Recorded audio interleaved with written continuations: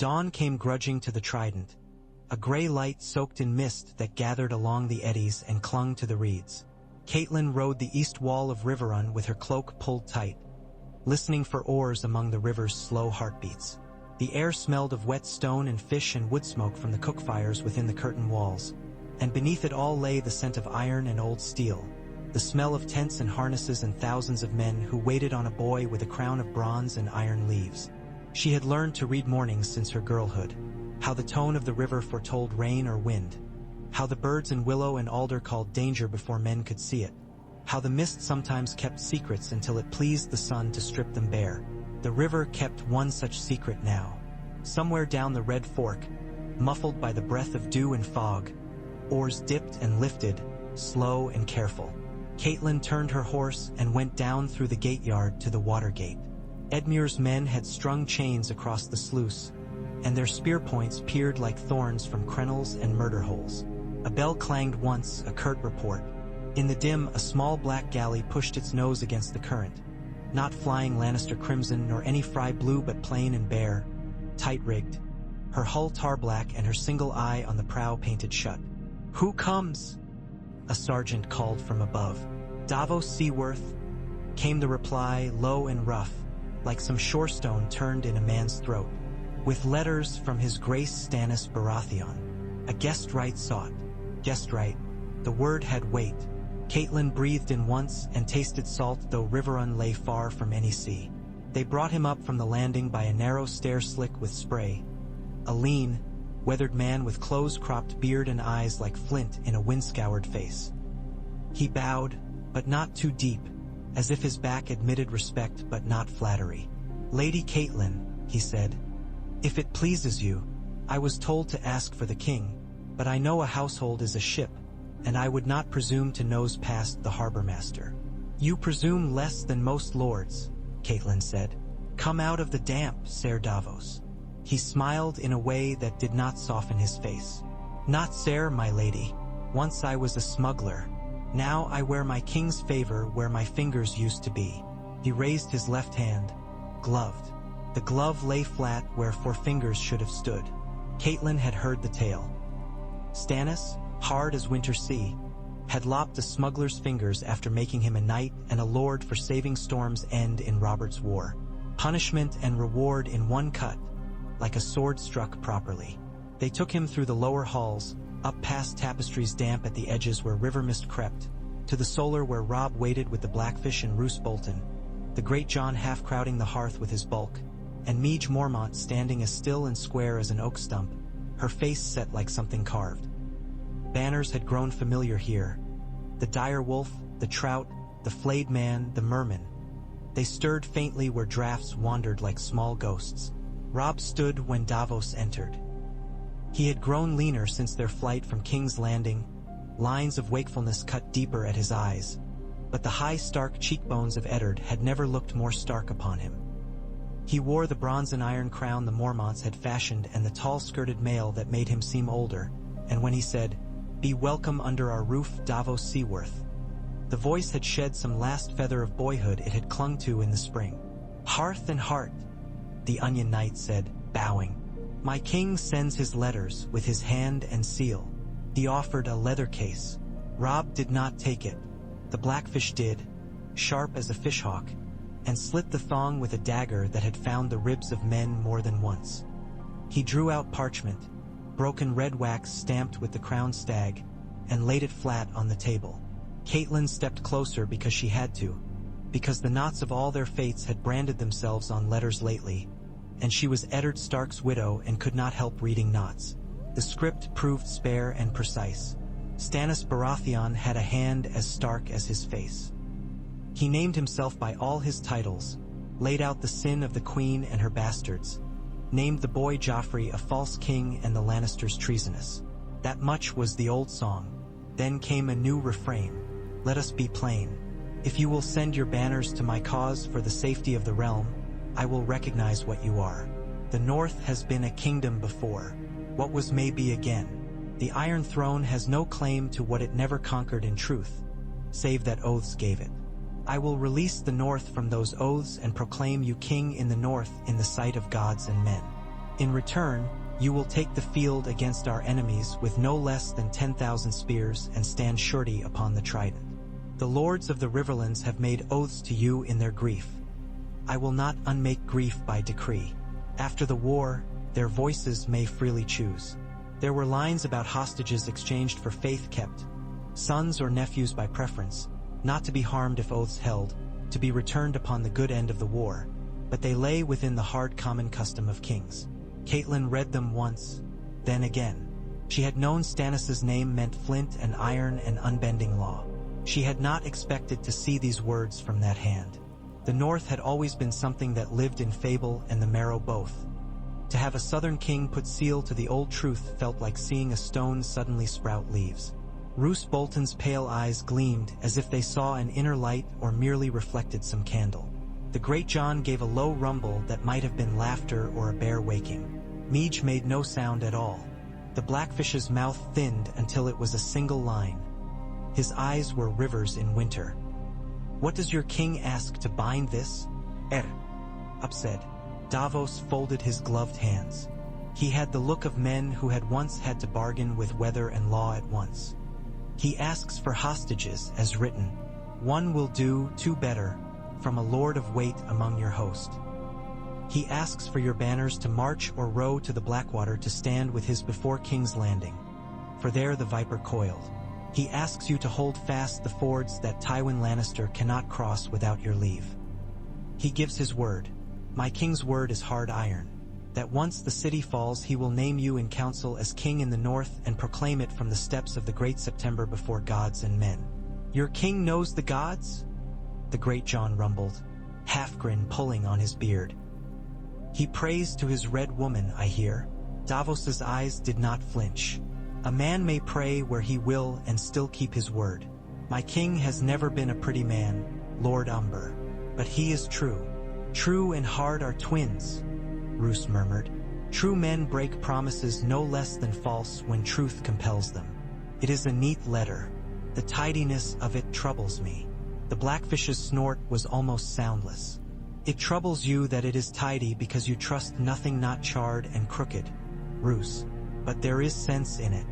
If the boy king has a breath to say, I am king upon the morrow, then all the realm will throw dice and call it law. If Stannis takes the city, no such dice need be thrown. He will be law. Robb held out his hand without looking and Catelyn put the letter in it, as once she might have put a cup or a kerchief when he was small. He read, lips barely moving, then looked up at Davos Seaworth in a manner so like his father that Catelyn had to swallow against the ache in her throat. Why? He said. My lord, why give away what no southern king has given for hundreds of years? I have blood that says I should mistrust a gift from the south even when wrapped in oaths and seals. Davos did not answer at once. He went to the arrow slit and peered at the river as if it could put words in him. When he turned, his voice came gravel slow. Because my king wants to win, and because he means what he wrote back when he wrote the truth about the queen and her bastards. The realm is sick. He would cut out the rot with a plain knife and quick strokes. He says, let the high lords be high lords. Let them keep swearing fealty until songs fill their bellies and law fills their mouths and no one remembers what steel tastes like. He says, if the North was a kingdom and wants to be a kingdom, and if trading law for soldiers buys justice for the rest, then that is a trade he will make. He will not love it. My king does not love much, but he will do it and say it and make it law. He's not Robert to laugh and promise wine for the pain. He will simply cut. Catelyn thought of Renly dying in his green tent, a shadow sword cutting him without a blade. She thought of Ned kneeling, and could not think further. We would send men south while the Ironborn raid our shores, Meech Mormont said. We would hollow our forests to prop up his city. The Ironborn have no law but the sea, Davos said. Storm's End knows that as well as Bear Island. There are letters to other men, too. Pacts to Redwine, Mathis Rowan, men of the Reach who've had honey in their mouths and poison under their tongues since the rose grew a crown. But even if they come, the lions are a great beast. We need spears enough to make it bleed. Your spears have seen winter. Other men's have not. What if we take the city for him? Roose Bolton said softly. And then his truth says that promises made to northerners are still merely promises. Then he will have me for counsel, and I will tell him he's wrong, Davos answered. And he will scowl, and he may put me in a cell, but he will not lie to himself about what he has done. He is not built that way. Truth can be a wheel that breaks the man strapped to it, the Blackfish said. So can oaths. Yet the boy must be crowned by something better than grief and anger if he's to endure. Catelyn listened to them all, and to the river never finished with its own speaking. She felt the weight of Winterfell in her bones, the weight of her father's halls upon her shoulders, the weight of Robb's crown like a hand pressing down on the hair at his brow. She thought of Sansa and Arya, whose faces came to her now at night with that soft, guilty slip of sleep when she could not hold them tight enough. She thought of Bran and Rickon, of the Godswood and the Heart Tree. She thought of the North as a word that was also a living thing that remembered when the South had been a rumor told between snows. "Robb," she said, and her voice almost broke but did not. "Your father would have read this letter and weighed it upon the scale of duty. He would have sent for me and told me the scale was not his alone to hold. I am here, and I say if the realm can be made less bloody by oath instead of sword, there is honor in that. The crown you wear means little if no one lives to raise their children under it. If Stannis Baratheon will stand before gods and men to speak what is written here, then this is a thing that may set the world straight. It may not, but may is more than we have had." Robb's eyes were dark lakes. He breathed once, twice, like a man testing the air on a cold morning before plunging in. Then he said, "We will parley." They made a hall for it by dragging long tables into the great chamber with its high blue and silver windows. The walls smelled of old fish and river mud and oiled leather. The lords he summoned came in pairs and clusters, their badges dull in the gray day. The Frey envoys slipped in like eels, water beads on their cloaks, and bowed as if their joints hurt them. The word hostage hunkered like a shadow on the floor among the rushes. 2 days later another galley came. It bore not Stannis, but a lean, narrow-shouldered man as spare as winter bone. He had Stannis's dark hair, but not his squaring. Stannis's deep lines without his iron jaw. "Maester Pylus, in the service of the king," he said with care when presented, as if the title might be dropped to the rushes and lost if not held firmly. He carried another letter. The same seal, different words written in that same precise hand. In its lines, arrangements sprung to teeth and claws. "Riverrun for the parley within 7 days. Proof: a cart full of the green jars seized at Dragonstone and a promise of more, called wildfire by old alchemists who had waited a lifetime for such a day. Stannis' siege of King's Landing would be by sea and land both. The Northmen would come by the King's Road if they came at all. Men who could make camp in the rain and fight while hungry. Tywin must be pinned on the fords. Edmure's men would do that and had done. Stannis' men at Storm's End had eyes far along the Mander. They argued. The Freys wrung their hands and muttered about crossings and promises and dwindling bread. The Karstarks glowered. Lord Rickard's grief had put an extra twist to his mouth and a nail's scratch to his voice. Roose Bolton listened without blinking, and when he spoke it was to suggest that hostages are the best salt for meat that might otherwise rot. The Great John bellowed that if a king came offering battle and crown with the same hand, only an old woman would dither. Meage Mormont spoke once. "We will need to bar our shores, send men home, send ravens to White Harbor. If we abandon our own hearths, the Krakens will eat our children." Catelyn nodded to that like a prayer, and then Robb spoke out the shape the thing must take. The North would send banners, 10,000 spears and axes under the direwolf, to stand with Stannis at the Blackwater. The Blackfish would lead 5,000 by the King's Road, all speed, with the Great John in his shadow and river knights for the crossings. The rest would hold the fords and harry Tywin's flanks to keep that old fox snarling at shadows and bridges.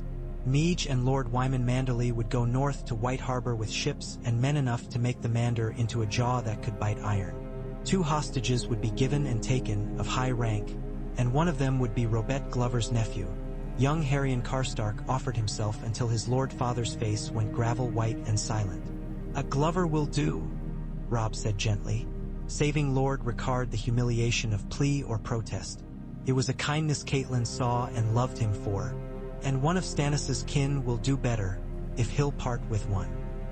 He will part with one, Davos said. Lord Steffan Baratheon's bones are sea-washed. His lordship remembers. He will not see pledges lightly given any more than lightly broken. That night Catelyn went to the Godswood at Riverrun. Its heart tree was no weirwood, only a stately old elm with broad arms that had sheltered her father from sun and shower 1,000 times. But she knelt in the damp earth anyway and pressed her palms to the roots and closed her eyes. She did not know which gods listened, only that the river itself had a kind of godhood, and the old gods took what prayers came to them whether a heart tree stood near or not. She asked them to let her daughters live. She asked them to let this pact neither save the realm and damn her sons nor save her sons and damn the realm. It felt like asking a winter raven to carry 2 letters in one beak. On the 7th day the parley began. Stannis did not come, but his banner did.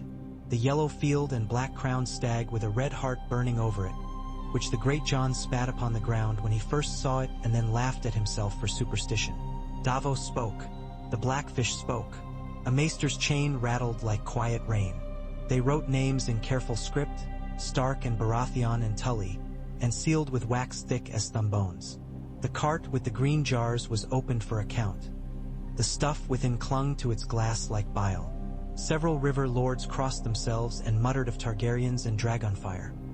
Davos said only, "It burns, and so will ships." The hostages were named. Robert Glover's nephew Eddard, no more than 14 with hands like a kennel boy and a lip he bit too often. And in the other direction, a Baratheon cousin of middling rank, a sober boy named Andrew Estermont whose family ties wove through Stannis's blood like blue thread through a black cloth. When he took his place at table that night, the boy looked around him with careful eyes and ate what was put before him without complaint. In the morning the Blackfish rode south with 5,000 men and a ragged storm of banners. Catelyn stood upon the battlements and watched the long snake of steel and will coil down the road until the leaves hit it. Wind tugged at her hair and set the river to glittering where the light found it. Beside her, Robb stood ready to move west against the Lannister holds with the rest, to keep Tywin penned while the knife slid for the heart. They moved like players in some old Syvas match where pieces clicked and slid across a board carved of weirwood and ebony. The game was older and crueler than Syvas, but it had boards and corners nonetheless. Edmure's banners, bright trout swimming against a current of crimson, held the fords. Tywin came up red as war at one ford and found men with pikes set. He came up gold at another and found the river itself had flooded almost overnight. Whether by craft or luck, the Blackfish would not say. He snarled and fell back to Harrenhal, that burned giant, foul as an old wound half-healed, and there rotted like meat left too long out of shade. Ravens flew and flew, from the Mander with tales of ships taking the arbor in pledge. From White Harbor where Wyman Manderley set smiths to forge and carpenters to HEW. From Moat Cailin whose bogs were older than promises. The Blackfish's vanguard made good time on a road hacked back from brigands and broken trees. The great Jon joked and grinned and swore and kept the men warm with his voice like a hearth. They forded the Blue Fork at dawn one day, and the Blackwood men joined with a ragged thunder of ravens that followed their sons like a second sky. They crossed the Blackwater rush by ferry at Sow's Horn, where the ferrymen tried to cheat them and the Blackfish did not let them. They were not alone. Scouts with the crowned stag pinned to their brows slid through the trees and brought word of Stannis's host.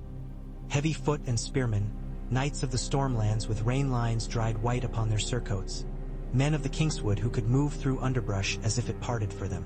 And behind it came a fleet, a gray ribbon of hulls pooling in every haven from Dragonstone to the Rosby coast. At Dragonstone itself, Melisandre of Asshai stood upon the sea-wall in a gown the color of heated coals and watched longships go out. She said words the wind took inland and cast upon the cliffs like spray. Davos avoided her while he could, because something about her made him think of storms that take men's names as easily as their lives. But Stannis did not avoid her. He seldom avoided anything except mirth. He stood and listened, his mouth hard like the edge of a hammered blade, and when she spoke of kings and fires and darkness, he tilted his head a fraction, like a man deciding whether a nail should go here or there to hold a board straight. He did not bend. He simply chose. He chose to fight by sea because it was the shortest line to the heart, and by land because even the shortest line must be drawn with 2 points. He chose to send ravens to Pax to Redwine, demanding that the Redwine fleet break Joffrey's strength upon the gullet or else be marked traitors to the lawful king. He chose to allow Davos to empty Dragonstone's vault, such as it was, to purchase pitch, hemp, sailcloth, salted pork, salt beef, garlic, onions, dried apples, and casks for water until men groaned under the weight of them in Piers Bent. He chose to leave Celis and Shireen upon the island, and if he kissed their foreheads before he went out to the ships, Davos did not see it. Tyrion Lannister, in King's Landing, chose to spend days. He did not have down in dark cellars with mad alchemists whose eyes shone green as their fires. He had made a study of fear and masks. With Wildfire, he learned a new mask that smelled of pine tar and hate. He sent orders. He argued with Cersei and Joffrey until his throat went raw. He bribed men who would have made good coin simply being thrown off the city walls. The Hound came and went like a great angry dog whose master was a fire he could not bite. Sansa Stark walked the quiet lanes of the Godswood in the Red Keep with her hands folded, whispering prayers to old gods who had not heard that their trees had been cut down long ago. On some nights she dreamed of her mother's hands and woke with her own clasped tightly enough to leave crescent moons upon her palms. The day they came was sullen hot. A haze lay upon the city and upon the river. The flies had music in them and the dogs lay with hanging tongues. The bells began to ring long before the dawn fires were old, and men climbed battlements like ants upon a crust of bread. From the walls you could see the masts first, a wood of them like a winter-bare forest moving, black against the morning. Beyond them, inland, where the King's Road came down through the Kingswood, long banners flickered. A dark tide threaded with silver and gray where the direwolves ran, with a leaping trout's flash where river knights rode, with bright bolts of yellow lightning from men of Dondarrion, with the crowned stag and the flaming heart. The wildfire burned green. It burned the color of a god's jealousy, the color of sick dreams, the color of an apple rotten at the core while the skin remains fair. It ran along the water as if the river had grown venom.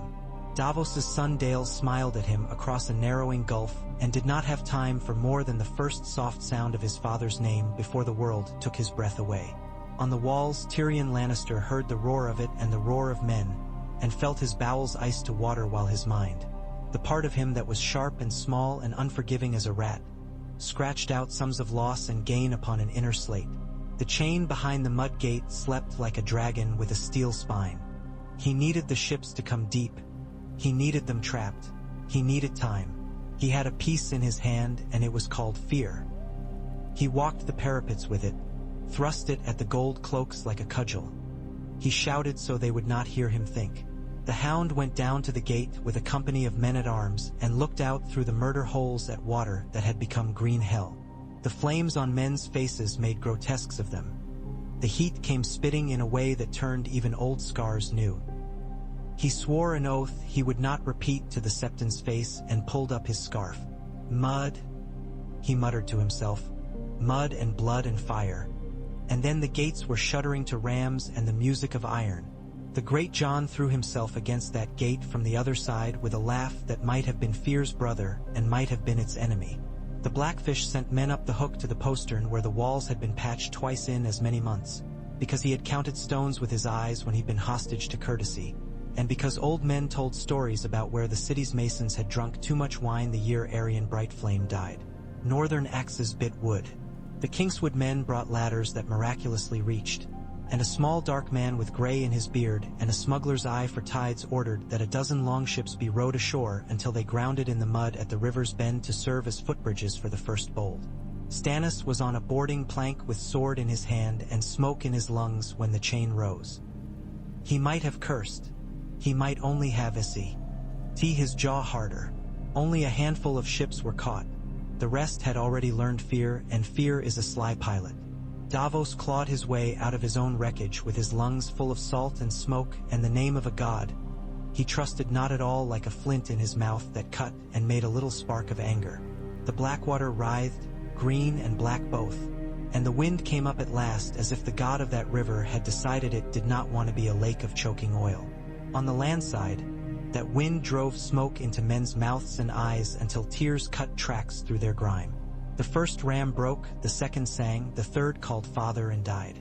The hound at the gate recoiled once when a tongue of fire found his cheek and licked at an old fear he had thought buried beneath whores and wine and work.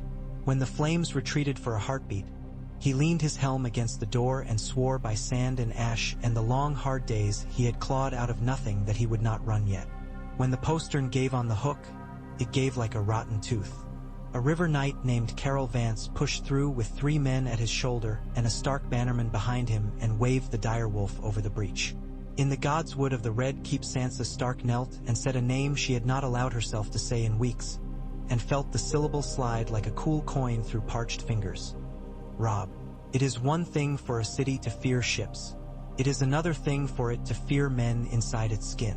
The fear is sharper than, and smells of cabbage and piss and sudden smoke where a poor man's hearth catches. The bells altered their song. Where they had told warning, now they tried to imitate the clamor of steel. Gold cloaks ran toward the mud gate and then away from it with equal haste. A Sellsword captain looked up at the half-son of Stannis's device upon a shield and decided what side his purse lay on. Tyrion Lannister, going down toward the gate with a small band of men and a ladder on his shoulder because ladders are honest, felt the city's pulse go irregular and judged that if he did not stop it his sister would turn him into a story told to frightened dwarfs.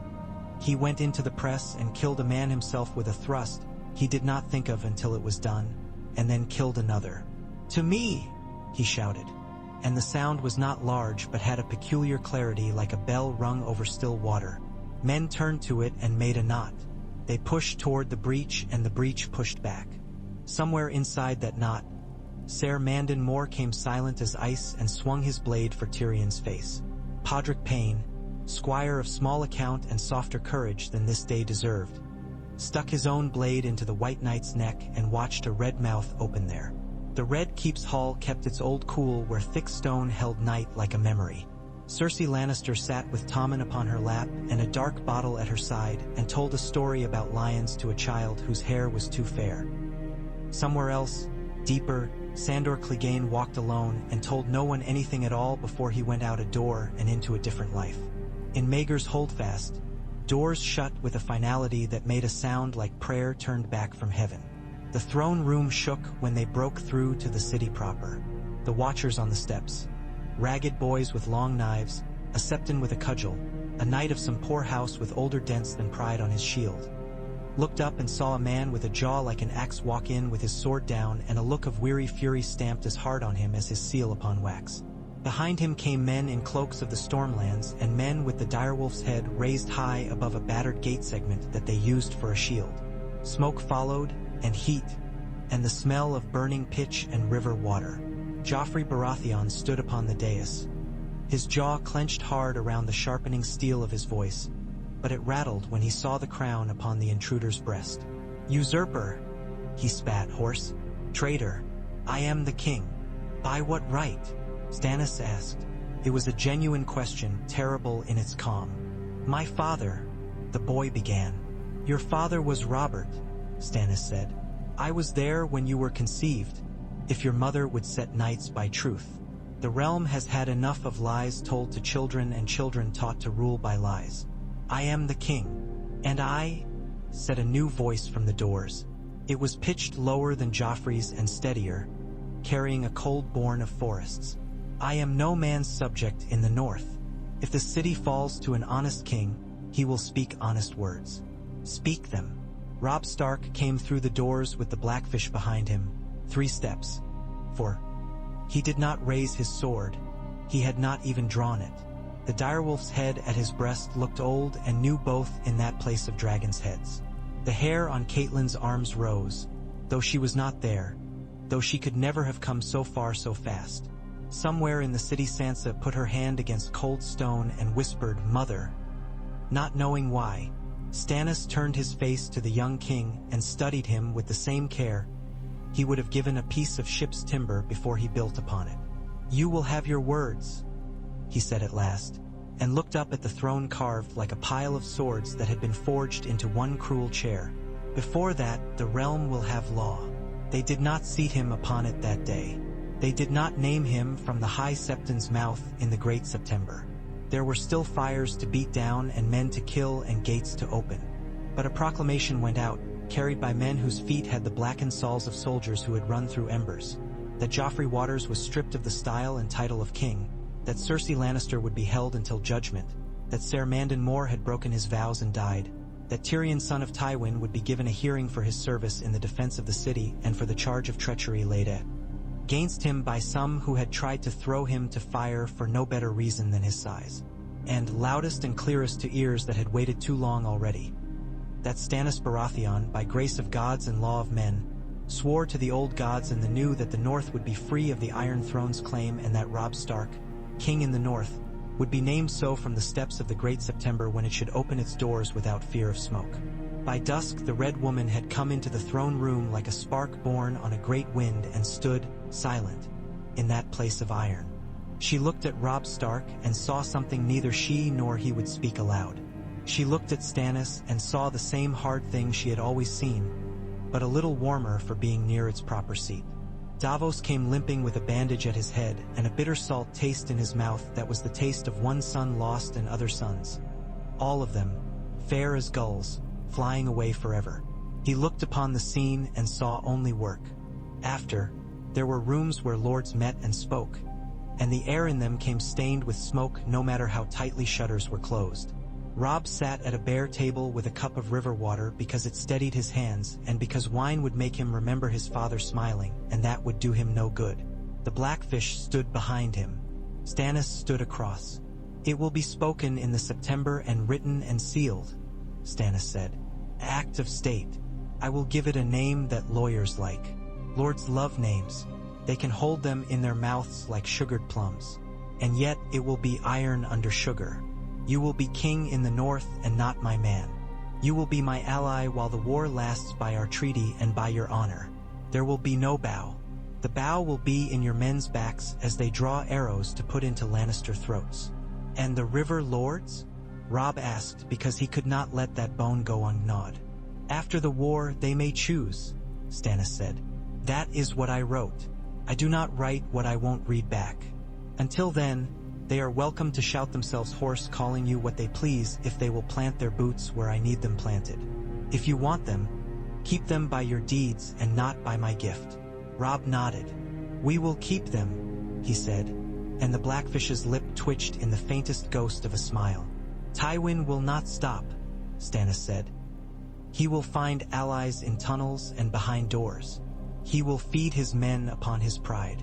We will cut it in pieces and feed it to him." "And the Reach?" the Blackfish asked. "Do you think Mace Tyrell will come with lemon cakes and apologies to atone for Renly's green tent?" Stannis's mouth showed no humor, precisely, but some corner bent.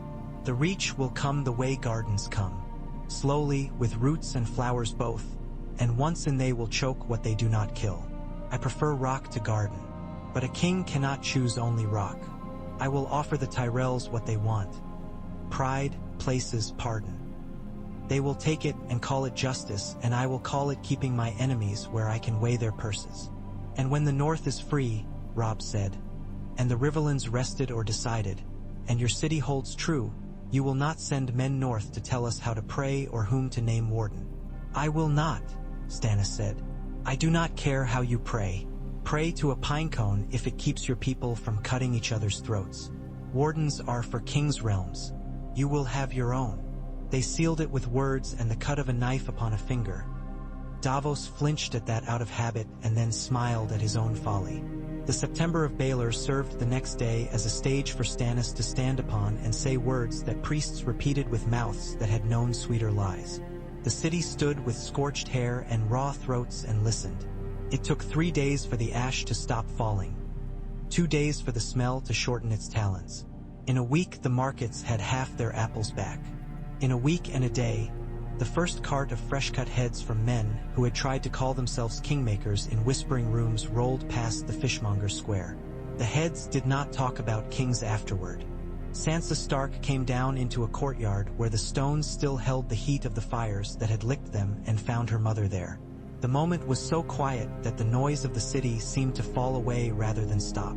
Catelyn's hair had more white in it and her eyes were ringed deeper than any sleep could mend, and when she opened her arms Sansa became small again and large at once.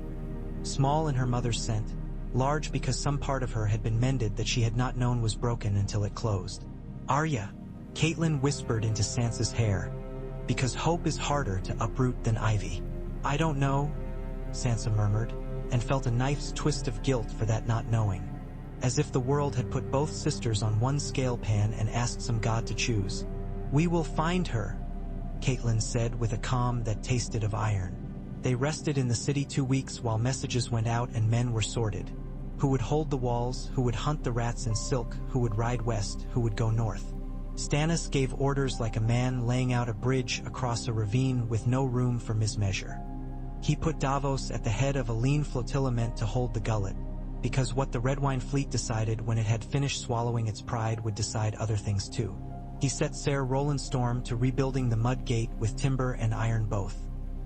He listened to his small council and then did as he pleased, not because he loved his own council, but because he weighed theirs like coins and found some light, some bent, some good silver. The Tyrells sent envoys with soft hands and sly eyes. Mace did not come. He sent men who could flatter and lie with vigor and sincerity in either order. They spoke with Stannis in a chamber whose walls had been scrubbed with vinegar and sand. And still smelled faintly of ash. They did not speak of Renly much, because words there pricked like thorn. They spoke of fields, grain, ships, wine, the Highgarden girls whose laughter often made men forget numbers until the bill came due. Stannis offered them offices and pardons. No songs, the promise of order and a safe season to ripen fruit. They took it, because the garden cannot quarrel long with the sun and stay green. Tywin, in the west, did not take anything. He made a new court out of Casterly Rock's old halls and filled it with men who had lost sons at the Blackwater and men who had kept them.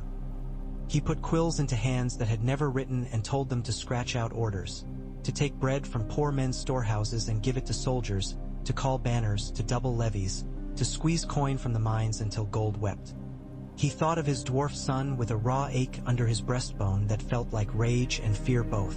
He thought of his daughter behind bars like a common thief.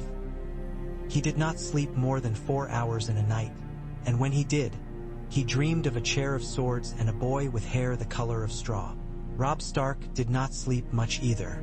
He went west because he had to keep Tywin in his burrow. He left Catelyn in King's Landing because he could not bear to take her into the teeth of that war, and because her voice in council had weight that he wanted near Stannis' ear. Sansa he would have sent home to Riverrun if Riverrun had been home enough. Instead he set her under guard in the Red Tower on Aegon's high hill with septas and old men and a door that opened only to those who had known her father. She stood sometimes upon a balcony and looked out across a city still scabbed and thought of Winterfell until the ache turned into a place she could set things down inside. News from the north came like knives thrown into a map. Theon Greyjoy had taken Winterfell with a sackful of lies and fewer men than would crew a large ship. Bran and Rickon had fled and then been found dead or not, and Winterfell's great hall had seen men sworn to the direwolf kneel and take oaths to a kraken. Catelyn read the scraps of parchment and felt the edges cut. She went to Stannis and said, "We cannot leave the north to burn while we put out your city's ashes." "My city," Stannis said, as if testing the shape of ownership with his mouth. He looked out the window at roofs still blacker than they had been and walls with new patches and walked, in his mind, around a north he had never seen. "We will not leave it. You have a realm to mend," Catelyn said. "We have children there. We will not leave it," Stannis repeated, and then, "How far is White Harbor from King's Landing by sea if a man has wind at his back?" 10 days, Davos said from the door, because he was where he needed to be and nowhere else. "Go," Stannis said without turning. "Take what ships you can spare. Find Wyman Manderley. Tell him what I have said on the September steps. Tell him the Iron Throne will call the North no subject, that I will put my fleet upon any shore he names to spit krakens. Tell him to hold fast, and tell him to build." Davos went. The sea took him with its old appetite, biting at his hull and his men and his oats and letting go of none of it. He made White Harbor in 11 days because the wind sulked like a cat and because the gods like to show men how little their sums matter. White Harbor rose like a promise anyway, white stone under a northern sky, clean and cool after the city that had stunk of men and burning. Wyman Manderley took Davos into his seat and fed him fish stuffed with crab and onions and beer that tasted of clear water and slow time. He listened, and when he had listened he sent ravens on wings like small hands that had learned to deliver hope. "Tell your king," he said, fat fingers drumming upon his table, "that the Mander flows north as well as south. Our boats go both ways. We will hold as we can and bite as we must. Theon Greyjoy is a rash boy with more sea than sense in him. The Dreadfort's men are moving. The bastard of Bolton is a rumor with knives. The North remembers. It will take more than krakens and whispers to make us forget our name." "Remembering is good," Davos answered, "but sometimes a man must also row." "Rowing," Wyman said with great solemnity, "we can do." In the west, Robb fought his little war with a big enemy. He harried the Lannister roads until even ravens got lost for want of signposts. He cut columns apart and did not let them rejoin. He took the crag and let the men within keep their lives for the price of their fealty oaths, and when their mouths stumbled over those words because they had been taught others, he taught them patience by making them repeat. He did not go to the crag with a wound and a Westerling girl waiting. He was a careful king now, and his mother's lesson had sunk deep. "Vow once, keep it." He sent courtiers to the twins with gifts and words that Walder Frey liked better than he liked most food, and he promised what he had promised. When Rosalind Frey wept behind a lattice, Catelyn was not there to see and therefore could not tell her that tears come from many wells. Roose Bolton kept strange counsel at Harrenhal, and his letters to Robb were cool as the stones they were written upon. He suggested things. He did not disobey. When he moved, it was like fog, so thick that you thought it must be water until it was in your lungs and you were gasping. King's Landing learned to live again. Cersei sat in a tower and seethed ants and wine both. Joffrey had a trial that lasted long enough to make Stannis weary. The High Septon insisted on it, and the law insisted on it, and Stannis insisted on it too because he disliked haste in such matters. The boy's hair shone in the light like straw, and his mouth tried to make a king's words and could not. In the end, he was taken to a place behind the September's walls where old kings had been put into boxes, with cedar and spices, and his box had no cedar, no spice, no gilding. Stannis said words afterward about rot and cure that would never make it into songs because they were useful and not pleasing. Tyrion Lannister's hearing came with fewer eyes upon it than Joffrey's and more quiet. He spoke for himself with a cracked voice and the same sharpness he had always bled when cut. Stannis weighed him like all other pieces. He did not love Tyrion's sort of cunning. He did not even like it. But he was honest enough with himself to see that the dwarf's cunning had kept the city from becoming a ruin of black stone. He condemned him for sins there were proof of and pardoned him for the rest, and sent him under guard to a small house on the Street of Silk to dwell there until a war's end should buy him judgment's end. Tyrion drank an unfashionable wine that was simply wine and not a memory, and stared out a window at a street where women leant and called to men who had little left to buy, and told himself that being alive was a kind of coin not to be scorned. From the north came more knives. Theon Greyjoy's Winterfell ended as a whisper ends when a shout blows through it. The bastard of Bolton came like frost in April, soft at first, then killing. The streets burned. Theon found he had no friends with long knives, only short ones in the dark. He fled his own hall. 2 boys were found charred beyond the naming and called Stark by men who needed it to be true. Catelyn's heart tore then, and then again when ravens brought a different then. Bran and Rickon were gone, not Ash. The gods like to lift men and drop them, lift women and drop them, until the breaking happens on exactly the wrong day. Stannis sent north a host when he could. It was not as many men as a king would boast of in a bragging hall, but it had knights of the Stormlands and archers from the Kingswood, and some cold-eyed men from the city who had learned to hold a pike straight when fear blew. He gave the command to a hard man named Godry Faring, and sent a swath of coin besides to White Harbor to buy what boats and bread and bone-needed things a campaign needs. He did not go himself yet because the west still bled and the court could not stand upright without a hand. He sent Melisandre to the Sept to burn no gods and light many candles. She lit them with calm hands. She kept her counsel.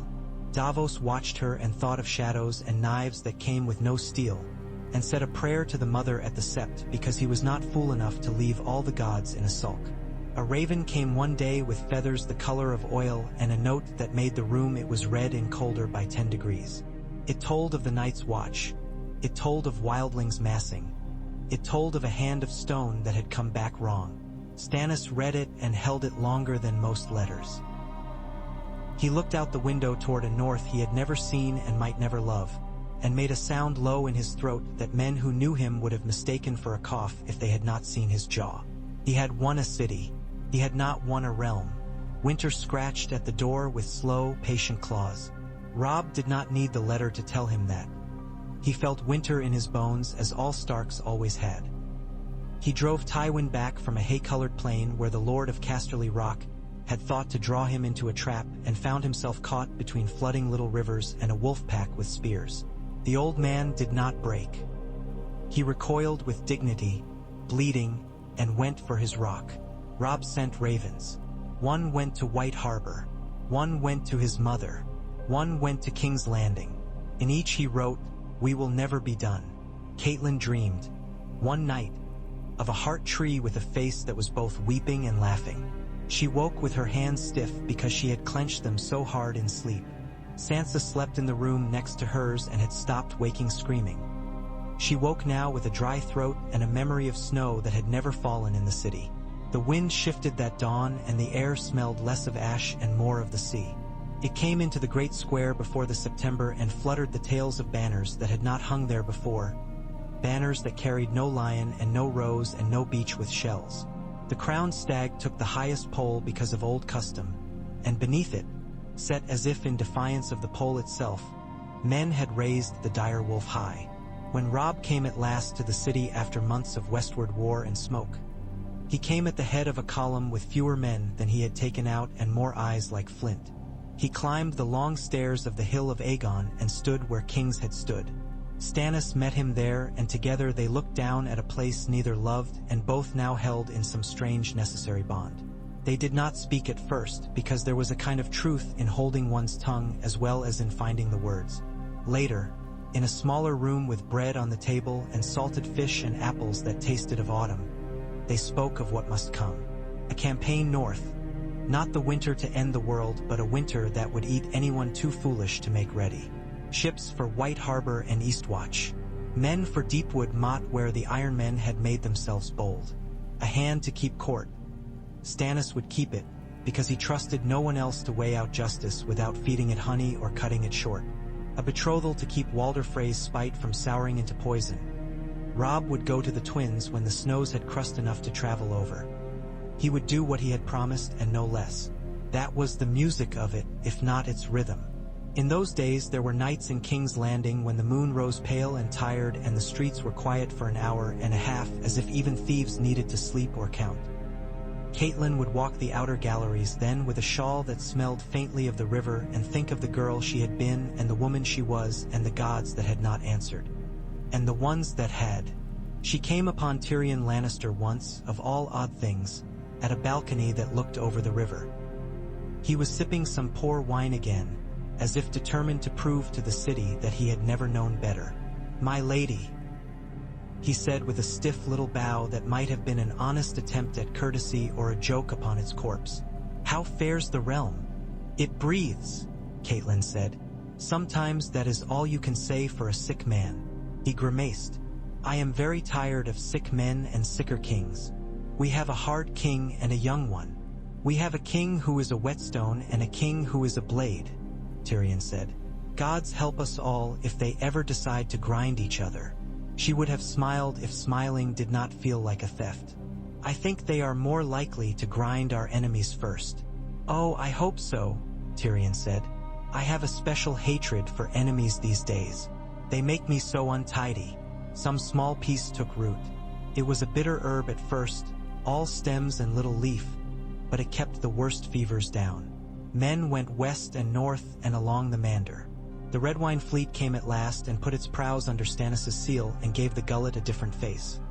Davos had words with Pax to Red Wine that neither would repeat, And in the end there were casks of wine set aside for widows at Dragonstone and a promise that red wine ships would not carry Lannister gold while Stannis breathed. Mathis Rowan came, too, with his even temper and his steady hand, and asked careful questions about taxes as if nothing had happened anywhere but the counting tables. In the Faith's precincts, the new High Septon preached moderation and mercy in a voice that made men glance at the Red Woman and then look away. Winter's first real teeth bared themselves in the storm that hit the city the day before Robb set out for the Twins. Rain slashed and then turned to sleet that clattered on tile and stone and made a hard music on the high windows of the Red Keep. Catelyn stood at a brazier and held her hands as if to an ancient small son, watching her son strap on his cloak and his sword, the one with the simple guard that Eddard had worn. He came to her and set his forehead against hers in the old child's way and breathed once, twice. "Come home," she whispered to him. "Come north. Come to where trees listen." "I will," he said, and the truth of it was like a bright coin between them. "Mother, I know." He looked older than his father then, which made no sense in all sense, and smiled without showing teeth because his father had smiled like that. He went out, and his men went with him, and their boots made a sound like rain that would not and could not stop for any man's sake. She turned to the brazier and closed her eyes and said names. At the Twins, Walder Frey had arranged his banners as if banners could replace honor or smell sweeter than stew. He took Robb's apologies and his oaths as a miser takes copper, counting each twice and biting one, and he poured out daughters as if emptying a larder to see what had spoiled and what might be made edible with spice. Robb held fast. He kept his face straight. He chose Rosalind, who trembled but kept her head high when she lowered it to the vows, and the Septon who was not the High Septon and not a man any gods had loved nevertheless said the words in a steady voice. "No crossbow string stromed." No cup tasted of anything but milk and watered wine. If men's eyes glittered, it was the candlelight and their private grief for sons and brothers far away, not murder. When Robb left there, wives railed at old Lord Walder because railing was the only power they had. The old man snapped back like a rusty hinge and then went quiet, counting a new heap of promises. Somewhere deep within his folded paper of a chest, he had wanted blood. The weight of the city having fallen to Stannis had pressed that desire flat. He did not like to pay the price for treachery when the buyer had so many spears. From White Harbor the fleet went north and west, hugging a cruel coast where cliffs bit ships if they kissed the shore in the wrong place. Godry faring landed in snow under a sky the color of iron and marched inland with banners that looked foolish under a sky that did not care for bright colors. He found Deepwood Motte cold and hard and set a siege with a patience he had learned from a hard master. Asha Greyjoy, who had no use for waiting when the seas were her maps, weighed what she had and what she did not and made the choice that people later called cunning and she called hunger. She left the Motte in the night with lighter packs and lighter losses than bravery would have cost her. When Godry went in among the charred meat smell of a burned hall and found a few women who stared at him with contempt and relief both, he understood a little better why Stannis liked to do things himself. North of that, the Dreadfort's men moved like wolves under snow. The bastard of Bolton, who called himself Ramsay only when he needed something signalable, flayed men in hollows so that their screams would not carry far, and then sent their skins to towns that thought to hold gates shut. Wyman Manderly's men went along river paths that no map admitted and pulled those skins down and buried them with prayers in the old style. Rumors went back and forth like crows, that Bran and Rickon had been taken alive and that they had died and that they had turned into wolves and that they had flown away. The North listened to its own stories and remembered that the snow keeps secrets longer than men do. At the wall, Jon Snow climbed steps carved into blue ice and looked north at a dark line that moved like a slow tide. He came down and told Jeor Mormont, and the old bear listened and did sums more terrible than the sums of city men. A raven went out. It went the wrong way and then the right and then was caught in a storm and thrown onto a ship's deck at the gullet where Davos Seaworth picked it up and cupped it in his hands until it remembered that its wings were for flying. He gave it grain, spoke to it in a voice he had used for his sons when they were boys, and let it go. Stannis got the second raven. He read the letter standing up and did not sit down for a very long time. "South and west can wait," he said at last, and though no one had spoken those words to him in that order, Davos heard them all the same. Winter cannot. You would go north? Catelyn asked, and let herself be surprised that the thought steeled rather than shook her. I would go where a king must go, Stannis said. And if the king in the north's wolves hunt well in forests, my ships hunt well upon ice margins if they must. Then we will meet you at Winterfell, Robb said when the raven reached him. He stood in a holdfast that had been Lannister once and smelled of old stew and pride.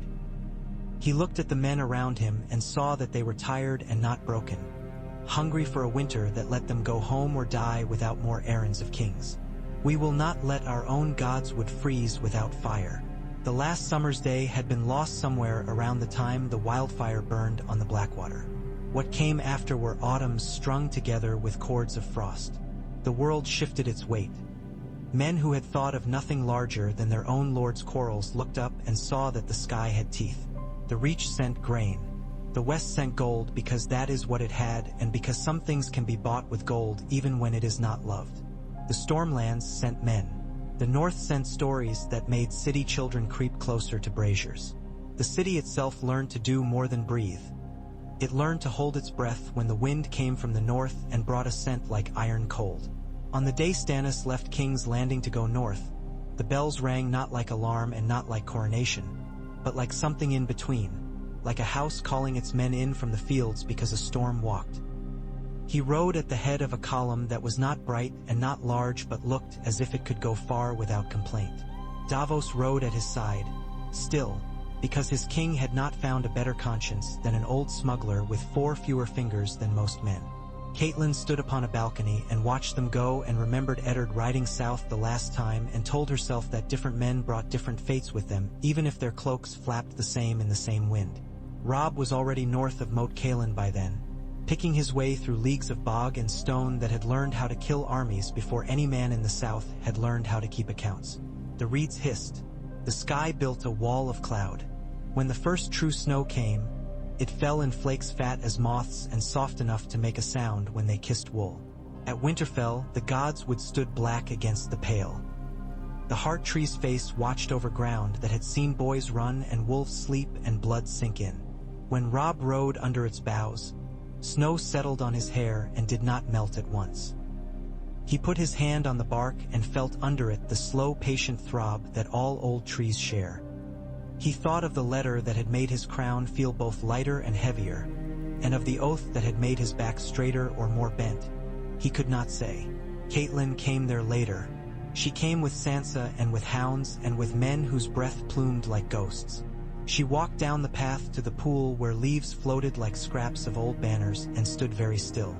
She heard her father's voice and her husband's voice and the voices of sons not there and of one who was but no longer a boy. She felt the north beneath her like a great sleeping beast that had opened one eye. She spoke the names of gods she knew and the names of gods she had not been taught. Far away, in a tower whose windows looked out upon a sea the color of iron, Melisandre set candles in a circle and watched their flames dance.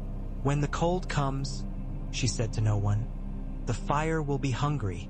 She closed her eyes and saw a boy with a direwolf's shadow and a man with a jaw like an axe and a sword in snow that burned. And she smiled a small smile that had nothing of mirth in it at all. Stannis reached the wall in a storm that knew his name. The ice groaned when his men crossed the bridge, as if the wall disliked to hold any king. Jon Snow stood with the Black brothers and bowed his head as far as he had to and studied the king with a face that would one day be able to hide more than it showed. We are thin, he said without poetry. We all are, Stannis said. He put his gloved hand upon the black stone at the gate and felt nothing. We will thicken. What you ask of us will ask more of the kings and lords below, Jon said. They will not like the asking. I have not made a trade yet that anyone liked, Stannis said, but I am found of them. On a night when the aurora lay like a rumor of green fire upon the far north, the free folk came boiling at the wall. Men who had learned to run from wildfire now learned to stand against a cold that made their teeth ring in their heads like bells. Arrows flew, old swords broke and new ones did not. Stannis watched men die and kept his face like iron and then went down into the fight like any other man who preferred to swing a sword to add a weight to a balance rather than hold the balance and watch. When it was done, dawn found the snow pink and the men moving with the slow carefulness of men who have counted their parts and found most of them in place. Word of that victory went down the King's Road like a warm thing. It turned some men's hearts toward Stannis, who had not cared for him when he only saved a city. The North listened to it differently. It pricked ears in winter towns and in halls where men had hung old skins of beasts and old shields whose paint had gone to flaking. He came, they said of the Southron king, in the manner of men, talking of a winter kinglet who had braved snow and found it to his taste. He came when asked. In the West, Tywin Lannister read the same word and then drew a map and folded it in a way that made the lines of his own lands look smaller under his fingers. Death found him in a privy not long after, because the gods have wild minds and because of a daughter and a son and a crossbow and a grudge older than either. The news of it reached King's Landing via a boy with windburned cheeks and boots too big for him and made the city feel, briefly, like a table where the largest piece had been taken up and the game altered. Stannis contemplated appointing a particular man as Warden of the West and then decided that giving a lion's skin to a banker would make a better speech than it would a better kingdom. He let House Lannister come apart like cloth whose warp has been cut in 3 places and told the Tyrells to sow in those fields lightly. Robb returned to Winterfell and not done with returning, set men to raise timber and stone into shapes that smelled of home. He went out with the Mormont women and hunted a white elk that had learned men's tricks. He came back with nothing and a hungry laugh for Sansa that made her think of boys and of brothers. Bran was a name spoken in the hall that made people glance at doorways without meaning to, and Rickon was a name that tasted of ash and smoke. Catelyn set a place for them on feast nights with bread upon it that went to dogs afterward. No one told her to stop. She would not have. At King's Landing, the law was a thing Stannis kept throwing like a rope across storms. Sometimes it held. Sometimes it did not. He made lists at night. Grain in, grain out. Men in, men out. Crimes, punishments, pardons, debts. He let Davos talk him out of burning Edric's storm with a disgusted snarl that almost whipped itself into regret. He watched Melisandre light fires with patience and did not ask her to light more. He wrote a letter to Robb Stark once that said only, "We are not done," and got one back that said the same with different words.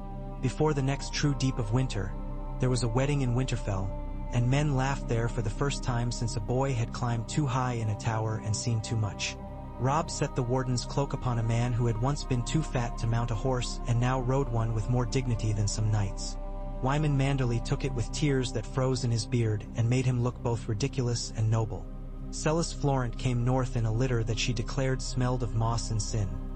Shireen peered out with wonder in her face that made Catelyn want to scoop her up and show her snowballs and wolf prints.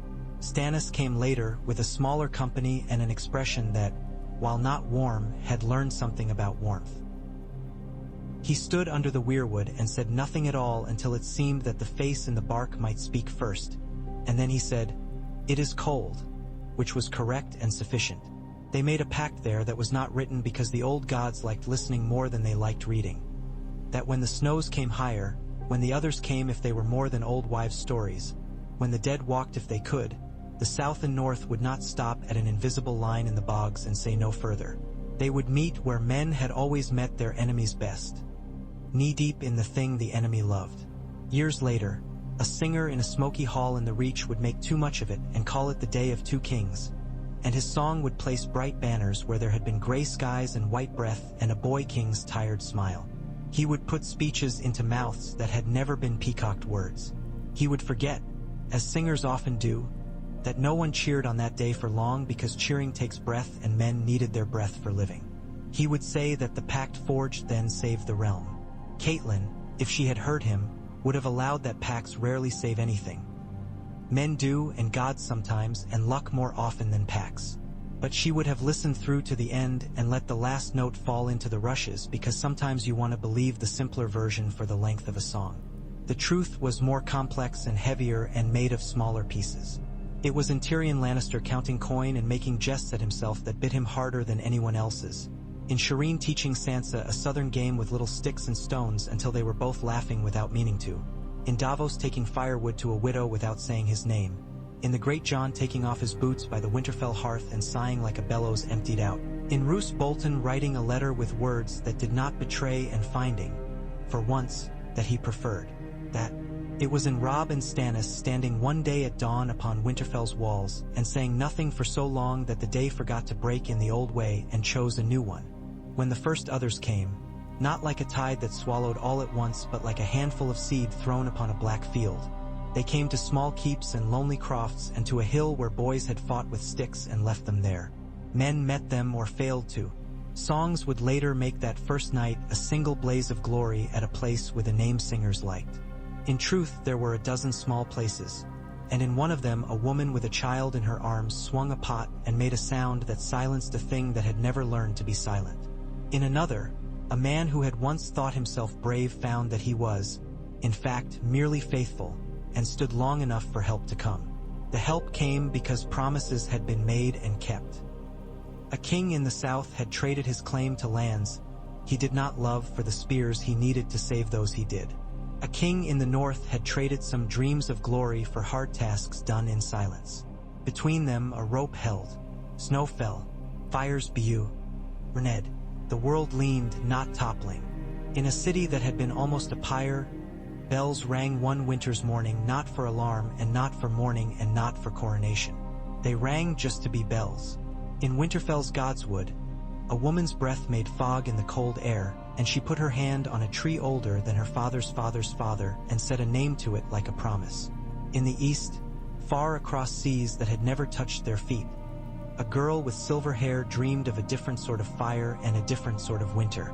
Those dreams would have their day or not, but for now the north learned to be a kingdom again and the south learned to live with that, and men set their spears by doors and told their children stories that would, in a better world, become nothing more dangerous than tales told to make a hearth warmer. And sometimes, in the deep blue hours when the wind pressed its cold mouth against shutters and the snow spoke against stone with the softest whisper known to men, a king with a jaw like an axe and a king with a boy's eyes grown older would sit with cups and not speak. And in their silence there would be more pact and more peace than there had been in any words a septon had ever said or a singer had ever rhymed. In that silence was the promise that mattered most. Not that the world would be saved, but that when it asked to be defended, men would be there with what they had, bleak or bright, and would not turn away.